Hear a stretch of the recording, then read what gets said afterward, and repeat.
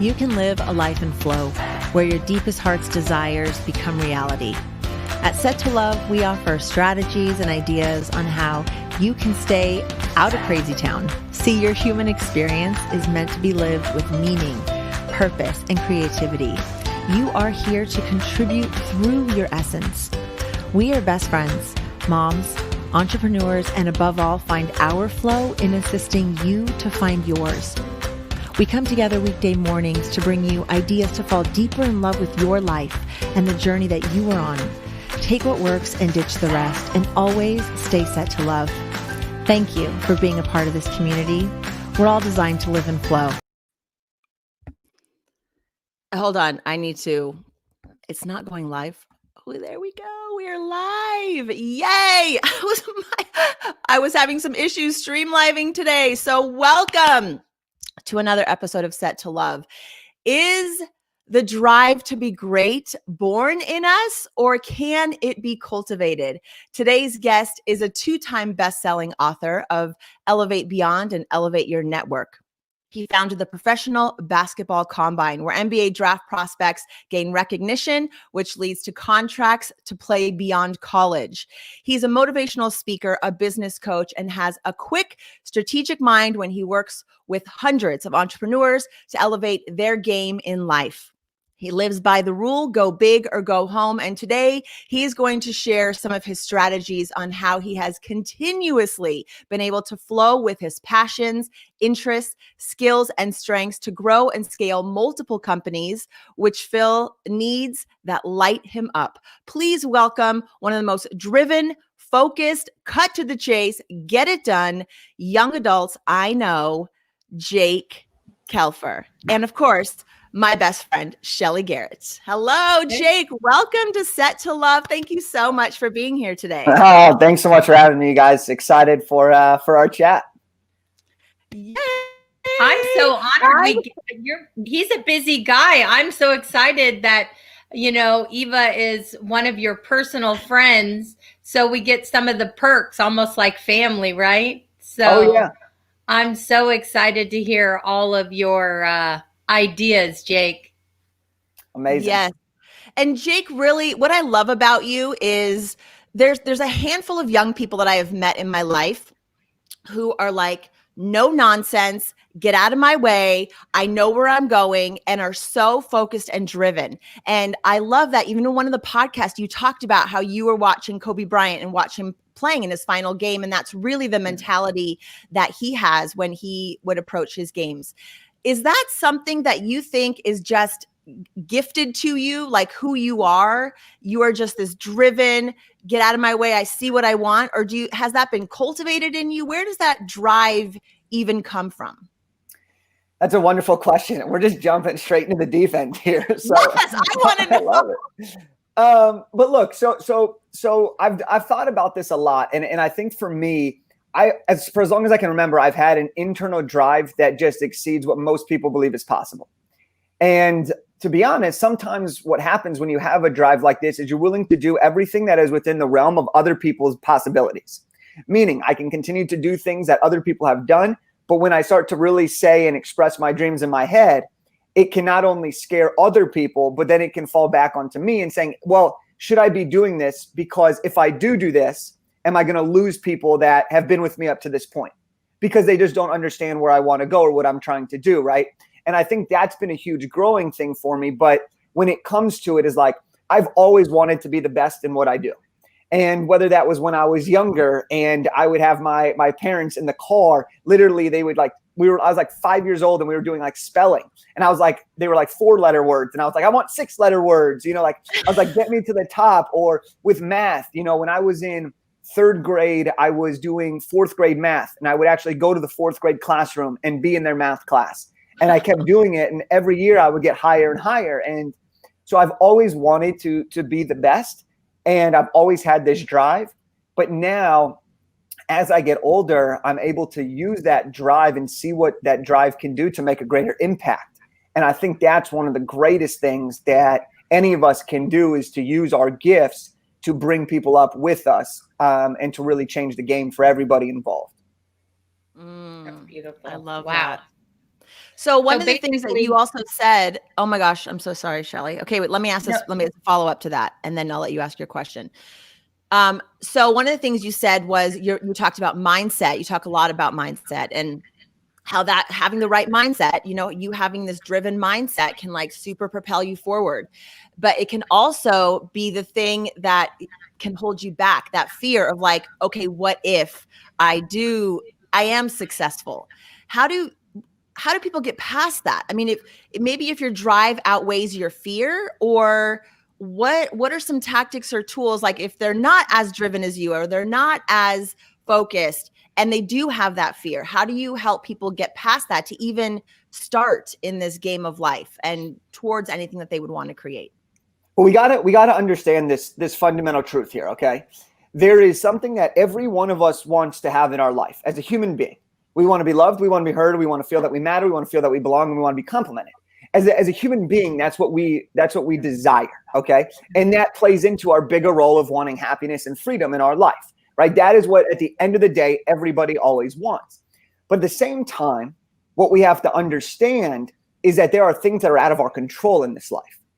And because of that, a lot of time, especially the more ambitious somebody is, or the more intimidated somebody is, they allow the things that are out of their control to stop them from what is actually in their control, which is our thoughts, which is our action, and which is our beliefs, right? And so when you take fear and you isolate fear, what we have to realize is that everybody else has fears. Everybody else has gone through something very similar to what you might be feeling, Shelley, what you might be feeling, what I might be feeling. And when we can realize that we're not alone, it makes us feel like we can achieve more. And two, and really this is where it gets, is that when we have the fear, it's that we do acknowledge it. It's that we do say, you know what, I am feeling this way, I am scared, but I'm not going to let that fear stop me from doing something that is bigger, right? Something that is more meaningful, something that will bring me greater joy in life.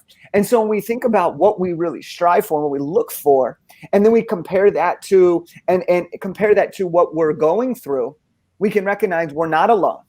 We all have these experiences. The big thing that will separate is focusing on what we can control and knowing that every action that we move forward is going to get us one step closer to overcoming that objection, to seeing the result we want, or to taking us on a new path that we could have never created in our mind. But because we started, we were able to see what was possible. Do you have an example of that, though? Like, I'm one of those people that really needs an example. Like, can you take us to a place when you were first starting, maybe, and you really were fearful? Maybe you weren't. I kind of doubt that because you're so confident. But besides that point, I'm just wondering is, like, really, if you're scared and you just don't know what to do, how do you? It's easy to hear somebody say, oh, yeah, everybody else is scared too. And I'm not taking that away from what you're saying. But how do you really practically do that? Sure. Yeah, I'll give you guys an example for sure. So after I went to college, my first job was with the Los Angeles Lakers. And it was Kobe Bryant's final NBA season. You mentioned that a little bit. And what happened at the end of that season, I had made in my mind that I was going to start my own thing because I knew I wanted to make a bigger impact on the world. And during the last few months of the season, I've been working on my first book. Okay. Now I was 22 at the time. I was 22 at the time, or excuse me, 23 at the time. And I was getting ready to leave the Lakers. And at the time that Kobe retired, I was going to retire and I was going to launch my first book. Now, my first book was a career development book on how to stand out in the job market and discover your passion. And the reason that I was writing that book at 23 years old was because that's what I knew. And that's how I knew I could help people. And sometimes we have to go back to the roots, which is what do you know and how can you help people? And when you combine those two, that's where you can start to make some magic. Well, I knew a lot about how to get a cool job. I knew a lot about how to get interviews, resumes. And I knew that my brother, who's 3 years younger than me, I could help him and all his college friends and all my fraternity brothers save time and get better jobs. But here was the real kicker. I'm 23 years old. I'm going to leave my job with the Lakers to launch my own book. And on top of that, I'm 23 years old, which means I'm launching a career development book. And people are like, who the heck is going to listen to you? Because you're 23, whereas most people have had more experience in the workforce than you've had in your entire life, right? And so in my mind, that's a doubt that comes in my mind, right? The other doubt that's like, well, I don't have a huge following. I don't have a huge email list. I don't have anything. I don't really know what I'm doing. Is anyone going to buy this book? And I have all these doubts and worries and fears of, what if it doesn't work? What if I put in all this time and no one reads it? What if I put in all this work and it completely flops? Am I going to feel like a failure? And I remember my dad right before we get ready to launch, and both my parents are my heroes. And my dad was talking to me about this simple methodology. And we're talking and we're walking around the island in my parents' house. And I remember it so vividly. And he looks at me and he says, Jake, and I'm going to paraphrase here. And he really says, though, I don't know if 5 million people are going to read this book or 5 people are going to read this book. But what I do know is that when you take action, you put this out there, great things are going to happen. And you may not be able to anticipate what those things are, but I promise you that things will happen because you believe and you go for it. And I went for it.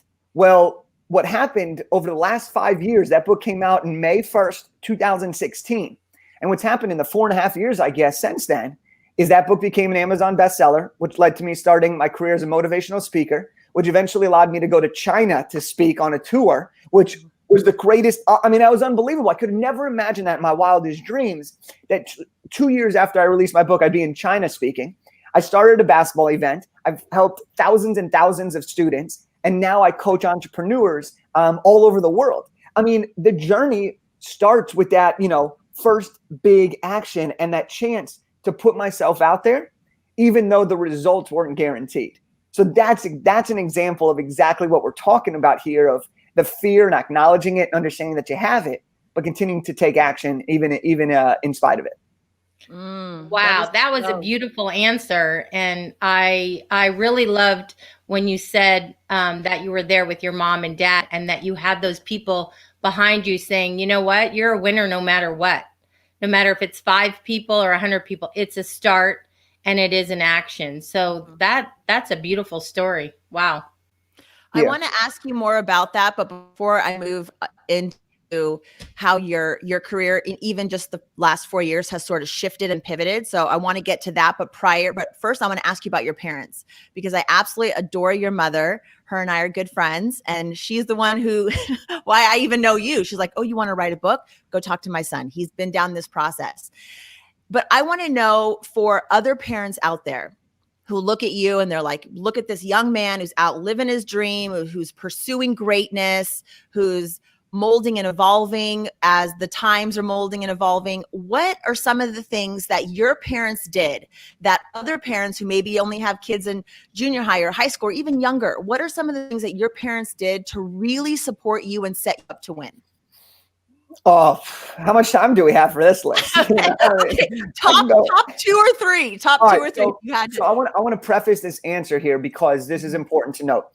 I know how blessed I am to have 2 parents that love both me and my brother and love each other. Okay, they just celebrated their 32 years together yesterday. Like it's amazing, and so I know how blessed I am for that, and because of that, that's part of the reason why I do what I do, is because I want everybody to know that they are loved and that they do have people that will support them, even if you're not blood related, because that's what we're missing a lot in this world, is having the belief not only in ourselves but the belief from somebody else. Because that belief from somebody else gives us that permission in our mind to be able to go do the things we want to do. And once we have that, sometimes that's all we need to actually believe that we can do it. So let me take you now into what some of the lessons are. Number 1, and this is probably one of the most important ones that I've taken away from them, is that no matter what happens, they will always love me. This has played a huge role for me in being able to try new things. And if it doesn't work out, still believing it's going to be okay. A lot of the reason why we hesitate around doing something is this fear of failure or the fear of rejection. These are some of the 2 biggest things that detract us, right, from feeling loved, feeling heard, feeling valued, right? And so them always, when I was growing up, telling me that they loved me and that they supported me and they'd be with me along this journey was always super, super valuable to me.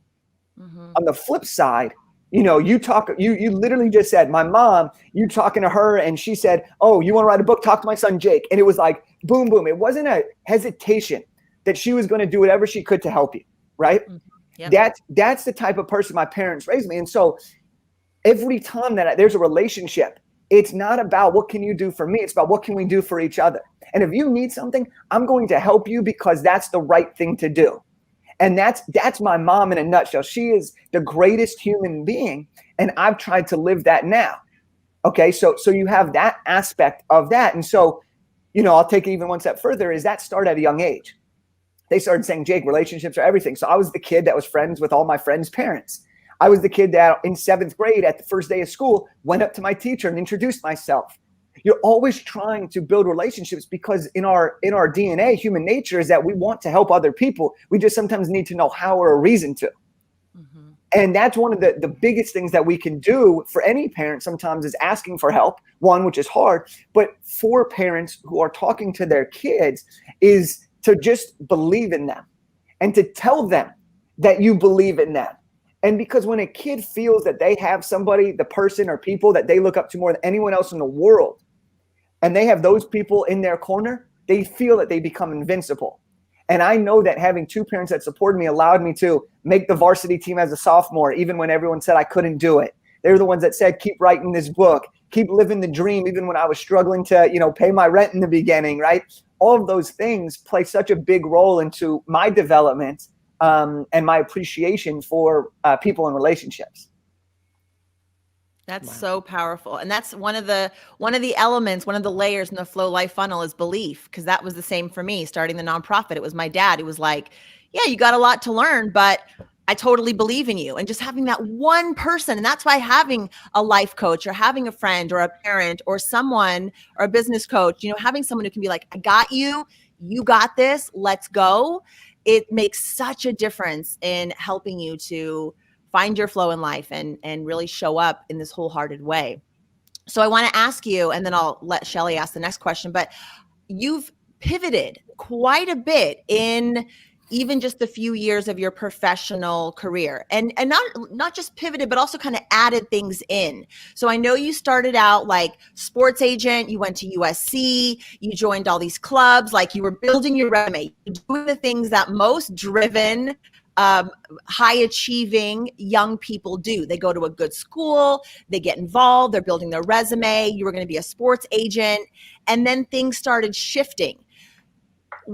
So what I'm curious about is how did you feel comfortable in knowing like I need to shift? Because I think a lot of times we hold on to some vision that isn't meant for us anymore. And we don't know, like we just think sports agent. And then you miss all these other opportunities. So how was that for you? How hard was it to let go of that dream and just be picking up and molding your life into where it is now? Sure. So some people would say that there have been pivots along the way. I would like to think of it more as an evolution of elevation. Okay. And here's what I mean by that. And I'm going to take you through the journey of what's happened in my career and how this has all been in one evolution. When I was in high school, I wanted to play in the NBA. My senior year, I realized the NBA was unlikely. So I had a choice. Do I try to play Division II basketball or do I go to USC for my academics?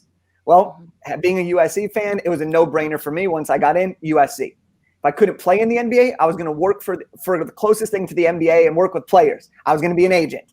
That was the next best thing that I could do, right? Natural evolution. Okay. I'm studying that in college. I want to do that. I want to do that. I want to do that. Right before I graduate, the agency I was going to work for goes on a hiring freeze. They can't bring me on. I end up getting a job with the Lakers right after that. Okay. And I'm making this seem very simple. Okay. I'm making this seem like it was just all process, but I want to take you through the process here because there was a lot that had to go into it. And there was a lot of panic and everything along all these adventures. But I get the job at the Lakers. In my mind, okay, that's a once in a lifetime opportunity. It's Kobe's final season. As a Laker fan, like I'm taking the job. It doesn't matter what else is on the table. And in my mind, I'm thinking if I work for the Lakers, now I've worked with events, I've worked with agencies, I've worked with an NBA team. I got the trifecta. I can leverage this into building relationships. I brought a sponsorship to the Lakers during my time there. I got tickets for people that were of different brands that were marketing people who would connect with agents. I was always trying to find the angle. Okay. Mm-hmm. Then I'm working with the Lakers and I start writing my book because I want to help more people. Still part of this greater mission, which is why I wanted to be a sports agent in the first place, to help athletes achieve their dream. But now it's bigger than just athletes. So I write my first book.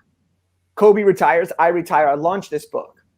Okay, now I'm still trying to be an agent, but I'm also building something else here on the side as I'm trying to level both up, right? Right. Well, the book starts to become a speaking, that starts to go well, and I'm like, oh my God, this is so exciting. Then I'm like, well, how do I get back into the agency world? What can I do that's different than everybody else? Because I couldn't just jump into an agency right then. I didn't want to be an assistant at that point. I needed to find a way in. So I was like, what if I could create an event, aka a secondary NBA draft combine, where I could invite players, agents would be my customers. I'd get to know all the agents. I'd get to learn everything about them and see which agents I wanted to work with. I'd get to know all the NBA scouts. I'd get to know all the national media. I would be such a hot commodity by being able to pull something off like this that agencies would have no choice but to bring me in, right? So I build this event, realize the event's unbelievable and super impactful, and it fills that need for me. And now if I was going to be an agent, it would be a conflict of interest. So I stay with the combine and keep building that, keep speaking, keep writing, right? As we keep going now, you look into, people start asking me, hey, Jake, can you coach me? Can you help me? How have you built these businesses? Now I'm starting to get into this coaching mindset, right? The dream is all about giving people the elevation, getting them to the next level. Okay, keep going, keep going. And now it's evolved into, I still speak, I still write. We still have the combine as of today. And now I'm doing tons of business coaching for entrepreneurs and people who want to take their business to their next level or turn their idea into reality or make an extra couple $1,000s a month or whatever it may be. And so it's always been this evolution of elevation. And so it's now at the point where I've been able to combine everything I've done into something that's changing the world in the way that I'm starting to believe is possible. You guys, is that not like the flow life funnel in real life? I mean, isn't it crazy, Shelby? Like I was just thinking that. Life. So I guess my question is too, or a comment first, is that, you know, part of the flow life funnel is really just honoring who you are and getting to know yourself and the way things really work.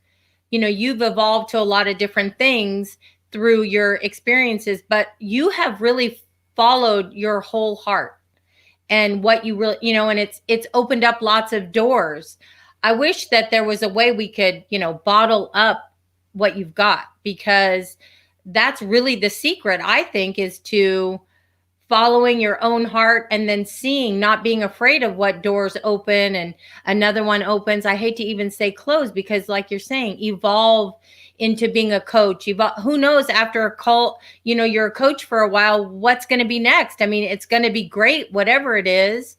So I guess that's the thing, is what would you tell our people that have a passion about something to take even just that first step? You know, it's so hard to ask you that question, but that's really, let's just say, I mean, I have a book that I would like to write.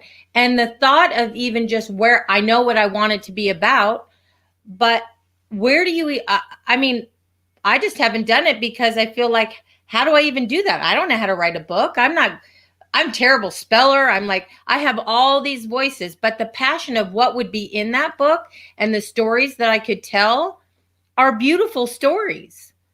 Absolutely. But where do you go? Like, what would you tell someone like myself? So I think it's really important to realize that everybody is on their own path. Okay. And one of the reasons why we stop ourselves from doing things is because we immediately compare ourselves to what we think is the expectation of success. Okay. And so if we do this, for example, and let's just say me and you are talking, right? You've seen what I've done with my books and you're like, wow, this seems like a great evolution, but it seems so hard. It seems like so much work. Like, can I even do that? Like, how only he could do that, right? And I've thought about this with other people too, right? What we have to realize is that our chapter 1 is not somebody else's chapter 15. And if we allow ourselves to compare those, we will always stop ourselves from making actual progress. Okay. And so one of the most important things for ourselves is to identify, why are we trying to do this? What is the purpose of doing this? Because that is going to be the only thing that matters when it comes to the end of the day.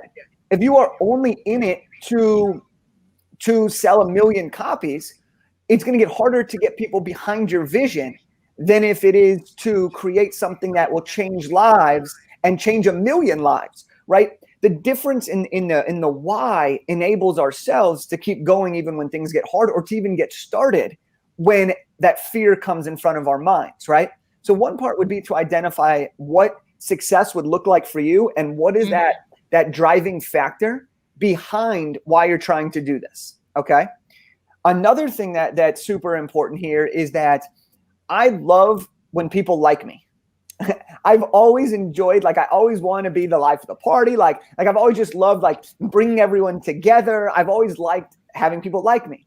But one of the things that I've realized as I've grown is that when we're starting anything, okay, if we can realize this truth, and I've been saying this a lot, is we do not need everybody to like us. We need the right people to love us. And if you can really understand that when you're beginning, that this is for a specific person, the people that love me are out there and they're going to find me and I'm going to attract them because I'm staying true to myself. That is where the magic, and that is the secret sauce. You know, you mentioned what is the secret? That is the secret sauce, because there are always people out there that need what you have to say and what you have to do. Okay. And there are always going to be people that say, nope, you're not for me. And a lot of times we allow those people to take over the voice inside of our head rather than the people who really need us to serve them. And I think about this a lot because for a while I was always like, okay, people are like, Jake, slow down when you talk. Slow down when you talk. And I'm like, when I slow down when I talk, my energy changes. I don't know how to keep the same energy and talk less. Like I don't know how to do that. And I tried though. And I felt out of whack, and I would deliver things differently, and it just wasn't me. And I had to go through this a while and realize that, you know what? You can watch this on half speed if you want to, if I'm talking too fast for you, right? Like, and if you don't like the way I talk, then maybe I'm not the person that you should consume your content from. But the people that are like, oh my gosh, Jake, your energy is so good. You talk so fast. I love that because I get so much in such a short time. It's amazing. The difference of how you allow your perception of yourself to be viewed based on other people's comments is so critical to being able to keep going when you face that adversity. So when it comes to starting something new, right, is taking that first step. It's about identifying what success would actually mean to you. It's identifying what is that why. And then this is the game changer, okay? It's identifying what are the key action steps that you can do easily to get started. If you want to write a book, that is overwhelming. If you want to write a book, you know what's not overwhelming? Opening your laptop and creating a Word document. Could you do that today? You can. Absolutely. You know what the next day you do is you write down 5 ideas of what the book could be about. Could you do that? Yep. The next day, you write your first paragraph. But what you do is you break it down into action steps. And that will enable you to keep going because you believe that you're getting closer. You're crossing things off. You're starting to achieve more. Then it starts to become habitual. It starts to create consistency. Consistency breeds further results because it's compounding, right? And now we've taken this overwhelming idea of creating a book in the first place to now making it very simple to understand a basic process that enables us to feel accomplished, that enables us to feel that it's possible, and enables us to understand what success really means to us. And boom, based on the timeline that you set, you'll have your book ready to rock and roll. Wow. So I'm going to do that too. Do it. I'm definitely. And I really like that what you're saying is, and that's something I pride myself on with Eva and I, and doing this podcast, is that our reason is genuine. It's genuinely because we love people. We want to open their minds to having an easier lifestyle and to, you know, set them up to win. And that's basically why we have you on today, because it'll just help people every single day. If we could just give a little bit and a little bit. And I know it's doing well because we're genuine from our heart. This is really what we want to do. So I feel like that's the key thing too. It can't be for money, for what you're going to gain. It's almost like it's what can we give? And if something great comes out of that when it comes financially, then great. But your first thing has to be, right, your passion and your love for what it is you want to do. Yeah. So along that, I do want to dive into this a little bit deeper, right? Just because we have a passion for it doesn't necessarily mean it's what we should be doing, depending on what our desired outcome is. Okay. Our passion may be incredible and it may be the greatest thing in the world, but if our defining of success is being able to create money and to create it quickly, well, our passion may not be the answer to get us there the fastest way possible. But pulling elements from that passion and applying it to what's needed then can create the economic engine, right? And so when you look at it like this, it's what are you passionate about? What do you love to do? Okay. How can you help people? What are the problems that are out there that you can solve? And then how can you make money doing it? That's, depending on your definition of success, right? Mm-hmm. But everything that we do should come from a place of, flow, should come from a place of enjoyment of what we're doing. And then on top of that is like, look, I'm not going to lie. I hid away from this a long time. I want to make $1 million in a year very soon at some point. Okay. I want to make $1 million in a year. I've never been financially driven. But what I'm realizing is that one, money is an exchange and we can exchange this money and it'll come back around and it'll flow through and to us. Right. But more importantly than that is money. The more money I'm able to make, the more impact I'm going to be able to change in this world.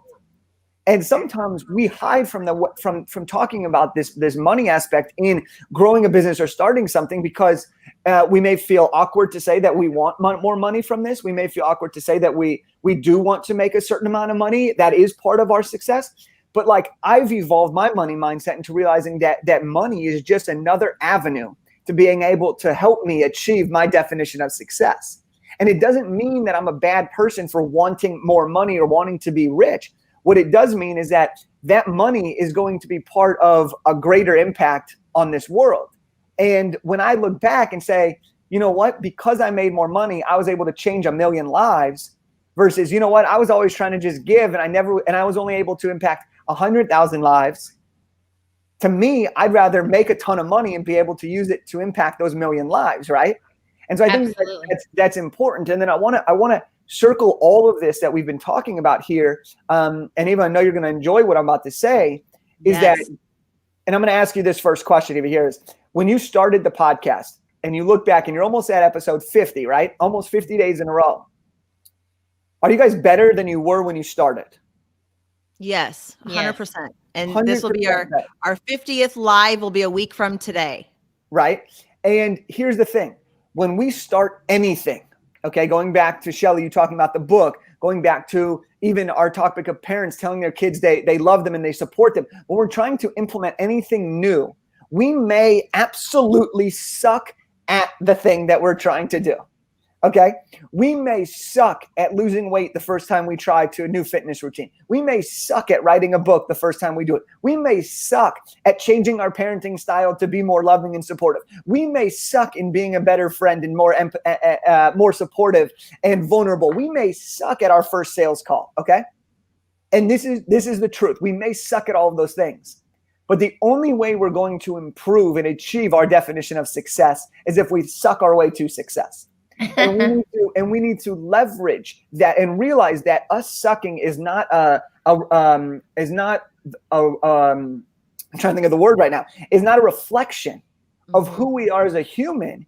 It's part of the process and part of the journey of greatness. And when we can separate the two and realize that us not being great at something doesn't mean we as human beings are not great, aka going back to all of the desires that we have, right? It's just part of this process of becoming great. And that's when we really can change the world, is when we can pursue our definition of success, greatness, excellence, while at the same time enjoy the journey and the process every single day. That's how you live in true harmony and happiness and presence while being ambitious to do whatever it is that you define as success. So I want to ask you this question then. As someone who is super driven, where are you going? What is next for you? What is on the horizon? How do you see these worlds of your combine, your coaching? what you're doing? Are you going to keep wearing each of these hats and building them all? Are you going to mush things together? Are you just playing it by ear? How far out do you plan? Or do you have like a 5-year projection? Are you a 1 year? How do you set up where you were going next? How do you determine that? You know, I used to have everything planned out and put it up, you know, and I still have goals. And I do goals all the time, and I love goals. I love challenges more right now than goals, because it's like I put out a challenge and I'm like, let's go get it. Like I gamify everything, which makes it more fun. And I'm all about having fun. It's like, let's go have fun. Like this is life. Let's enjoy it. We only got one. But like there are a lot of things that I want to be able to do, right? Like I want to continue to build my coaching program up, to eventually then be able to bring on other coaches and be able to pay coaches and give them their big opportunity to get on eventually my platform. My next book, I want to make it, it's going to be huge. It's going to be huge. And I want to keep doing that, because then it's going to help more people. I want to, for me, my biggest dream and goal in life really is to be a loving father and husband, down the road. Like, and I don't know the timeline on that. I really don't. But I know that that's what's important to me. And part of that's because I had, an amazing brother and 2 amazing parents. But when I look at it, like there's a ton that I want to accomplish, and there's some great vision ideas that I have, but I will try to pursue everything relentlessly. And I will always put my head down. I will work as hard as I possibly can. But I am also very aware of enjoying every single day to the best that I possibly can, expressing gratitude, telling people I appreciate them, and really just realizing that, like, let's all win. Let's all win, and let's have as much fun as possible, so that when, my days are done, I'll be able to look back and say, I did it. I lived a full life. I had a great life. I became a champion, and the world is better because of my time here. You are infectious, man. I just can't even take it. Seriously, can you I talk about him all the time? You are just, your parents should be so proud. Of just what a wonderful person you are. It makes me a little teary-eyed even. What do you do for fun? Like you're constantly giving, that made me so emotional. No, I hear you. Yeah, my parents are proud of me though. And I know that they are. And that means a lot to hear you say that, and to know that they are, that they're proud of me. That's really important. For fun, COVID has kind of thrown a wrench in fun, but I love watching sports games and getting some beers and wings with the boys. I love sushi date nights. I had one of those last night. That was great. I love reading. I love FaceTiming. I love playing basketball. Basketball is probably my biggest hobby and stress relief. But yeah, those are just some of the things that I do. Dating? Come on here. What about the dating? Any dating? Dating is great. Yeah. Very good. Yeah. Oh my gosh, you're just adorable. I just can't even stand it. Jake Kelfer, leave us with a final. You already left us with that was a perfect moment. Is there anything that we haven't asked you about? Anything around creating this life and flow that you've been able to do for yourself? Any last final piece of advice to some other young person out there who sees you and is just in awe, like Shelly and I? What would you say to that person out there today? And you're referencing you guys as the young people, right? So, I wish. Okay, so I'm going to give 2 pieces of advice, and this is fitting for everything. And I'm going to give one for my mom and one for my dad that I've learned. Okay. My mom always used to text me before every basketball game in high school, and she would always text me, and she would say something along the lines of live in the moment and enjoy the journey. And that is one of the greatest truths that we can live our life by, is when we can see the moment as it's unfolding. And when I think about it, is you always hear stories of people once they've made it, right? And you've always saying, oh, well, they're there, right? And this goes back to success. But if you can start to see the moments that you will eventually talk about when you've made it, or when you're 5 years down the road, 10 years down the road, and you can experience it as it's happening and be like, oh my gosh, this is one of those moments and stories that I'm going to share down the road. Like, that's amazing. I realize it. I'm realizing it as I'm living it. And this oftentimes is not something that's like the greatest thing ever, but it's sometimes the things that you're like, oh my gosh, this is the worst thing ever. I can't believe this is actually happening to me right now. Right. And I think about moments where, you know, when the NBA made a second combine themselves, and I was like, oh my gosh, this is the end of my thing. And I was like trying to in the moment be like, if I can overcome this, this is going to be a moment I'm going to look back on and tell stories about, right? Or when you can think of like the struggle and you're like, okay, in 3 years from now, I'm going to look back right now and I'm going to say, this was part of that journey. This was what made today possible. So that would be one. Number two is, and for my dad, and this is one of my favorite quotes of all time. And I'm going to tell you the backstory of it. And then I'll be done is I'm getting ready to write my book. And my dad is talking about how everybody always wants the shortcut. We all want the shortcut to success, to wealth, to fame. We're always looking for the next tactic that can make us rich or that can make us blow up or that can get us the following or whatever. And he said, Jake, but there's no shortcut in life. And because he was trying to show me that this is a process. It doesn't just happen overnight. It's a process. It takes time. And then he paused and he had one of his moments and we're when we talk business, it just gets intense and we're so excited. And my dad, oh my gosh. And he said, Jake, there is one shortcut. And I'm like, okay, tell me like what's going on? And he says, the only shortcut in life is to start now.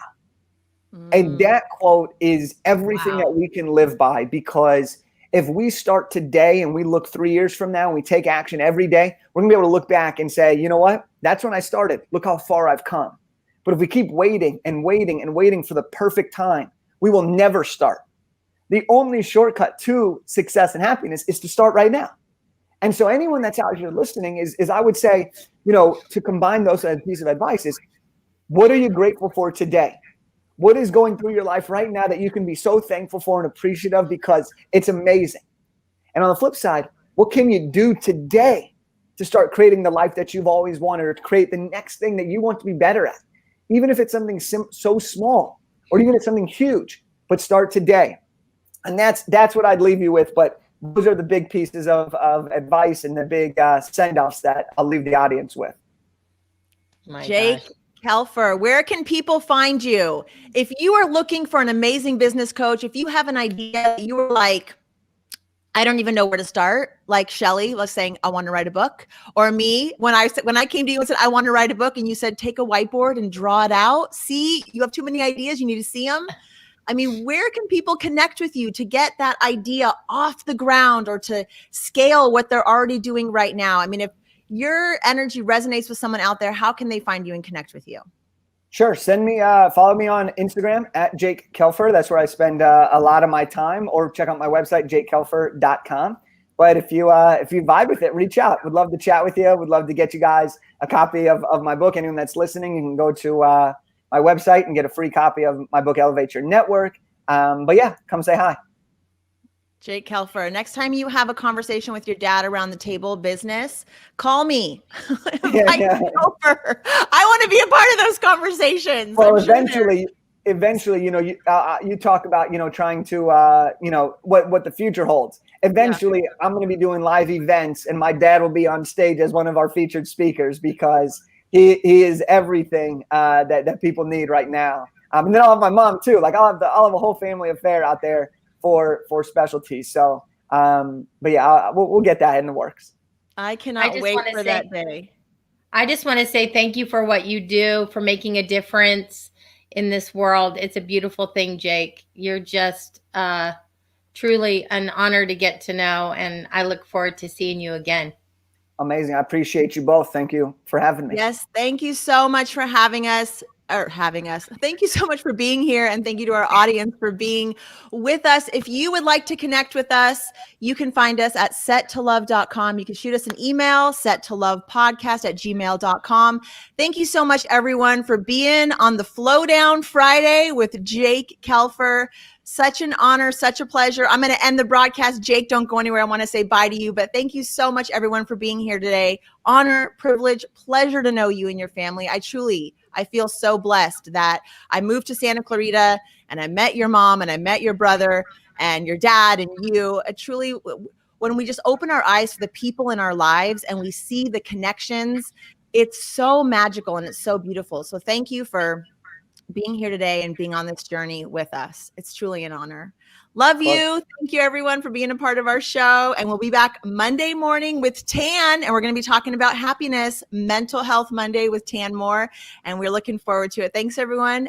Stay Hit the bell. So you can Hit flow the for bell. life. Hit the bell. Hit the bell.